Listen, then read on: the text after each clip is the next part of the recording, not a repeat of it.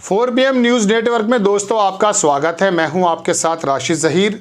22 जनवरी को पूरा देश जानता है कि अयोध्या में जिस प्रकार का प्राण प्रतिष्ठा प्रोग्राम होने जा रहा है, उसको भारतीय जनता पार्टी 2024 के मद्देनज़र कितना भुनाना चाहती है, ये हम आपको कई बार बता चुके। लेकिन सर्वोच्च न्यायालय से जब श्री राम के मंदिर के बारे में आया फैसला, वर्डिक्ट आया, तो मुस्लिम समाज ने भी इस बात को एक्सेप्ट इसलिए कर लिया कि उनको मालूम था कि ये दशकों से चल रहा है मसला, बड़े भाइयों के पक्ष में अगर आ गया है तो वो भी मजबूरन से हैं या दिल से कहें, एक्सेप्ट कर ही लिया था।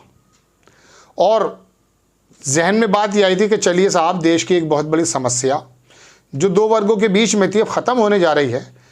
तो लेकिन भारतीय जनता पार्टी उसके बाद जिस तरह का आचरण कर रही है, आरएसएस जिस तरह का आचरण कर रहा है, उससे महसूस ये होने लगा है कि वो ज़ख्मों को भरना देना नहीं चाहते। उस ज़ख्मों को बार बार कुरेद करके विशेष समुदाय को ये बताना चाहते हैं कि देखिए आपकी डिफीट किस प्रकार से हुई है। आरएसएस का एक मुस्लिम विंग भी है, आप जानते हैं, इंद्रेश साहब उसको लीड करते हैं, राष्ट्रीय मुस्लिम मंच। उन्होंने कहा कि 22 जनवरी को भारत के मुसलमान मस्जिद, दरगाहों और मदरसों में करें राम का जाप। मतलब आप क्या चाहते हैं? आप प्राण प्रतिष्ठा समारोह चल रहा है आपका, चलाइए। 2024 में आप जो है उसको किस तरह से लीड करना है उसमें भी आपकी इजाज़त है, कुछ भी कर सकते हैं आप।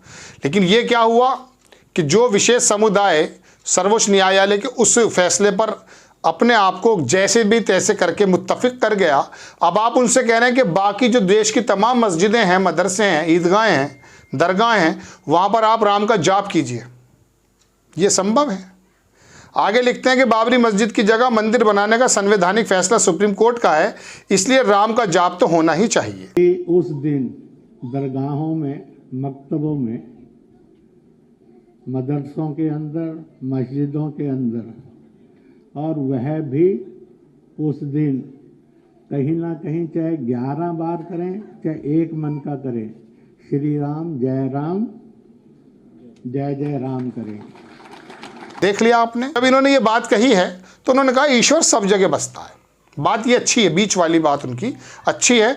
इसके लिए ज़रूरी नहीं है कि आप जो है मस्जिद और मंदिर का वो करें, लेकिन क्या ऐसा पॉसिबल है कि 22 तारीख को प्राण प्रतिष्ठा प्रोग्राम जो आप अयोध्या में कर रहे हैं, वहाँ से आप अजानें दिलवा दें मुस्लिम समाज की?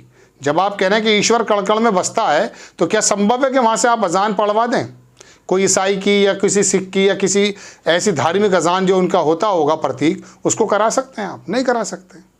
तो फिर आप उस समाज को बार बार मतलब उत्पीड़ित करने की कोशिश क्यों कर रहे हैं कि आप तमाम मस्जिदों में राम का जाप कीजिए?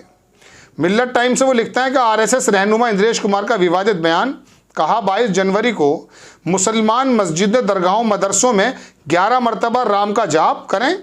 दूसरे वे 22 जनवरी के बाद मुख्तलिफ स्थान से काफिले की शक्ल में यात्रा निकालें और ये नारा लगाएं, राम जी आए हैं, अपने घर आए हैं, चलो उनके दर्शन को। इस तरह वो राम लला का दर्शन करने अयोध्या जाएं।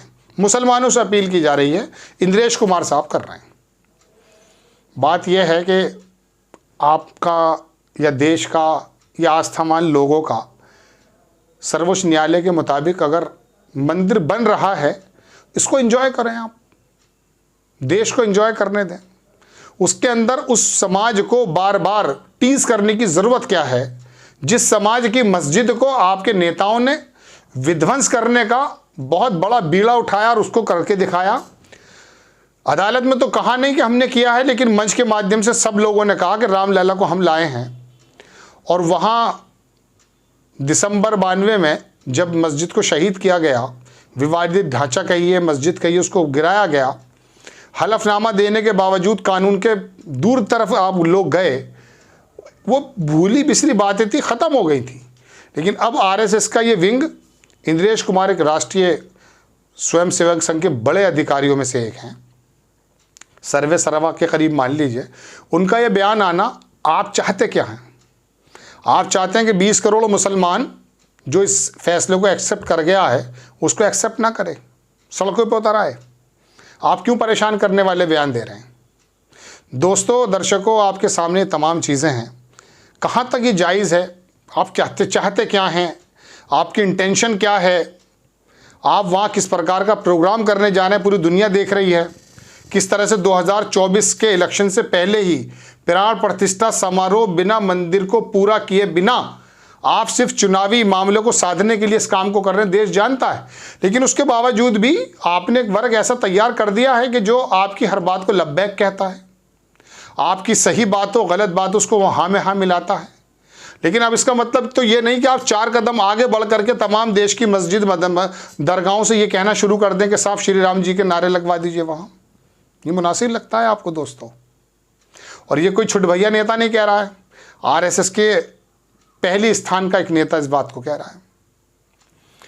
2024 का इलेक्शन इस राम मंदिर पे लड़ा जा रहा है। पहली बात तो यही एक बहुत ज़्यादा मैं समझता हूँ बदकिस्मती की बात है लोकतंत्र के मुताबिक, चूँकि लोकतंत्र में सरकारें तो दरअसल उनकी परफॉर्मेंस पे चुननी चाहिए, ना कि इस बात पर कि हम रामलला को लेकर आए। आपके बस की क्या है रामलला लाना? ये तो सर्वोच्च न्यायालय ने कह दिया या ईश्वर की इच्छा है। आप कौन होते हैं? अगर आपने इस काम को कर दिखाया तो आप लिखित में कहिए कि बाबरी का ढांचा हमने ढहाया था। डरते क्यों हैं फिर आप, मुकरते क्यों हैं आपको वहाँ पर जाकर? बहरहाल दर्शकों, एक बड़ी खबर कि एक ज़ख़म और उसमें जो है उसको बार बार कुरेदना ये कहाँ तक मुनासिब है, ये तो आप सोच सकते हैं। आपको खबर कैसी लगी अपनी राय कमेंट्स बॉक्स में ज़रूर दीजिए। चैनल को सब्सक्राइब कीजिए, शेयर कीजिए। नेक्स्ट टाइम मैं किसी खबर के साथ हाजिर होता हूँ। जय हिंद।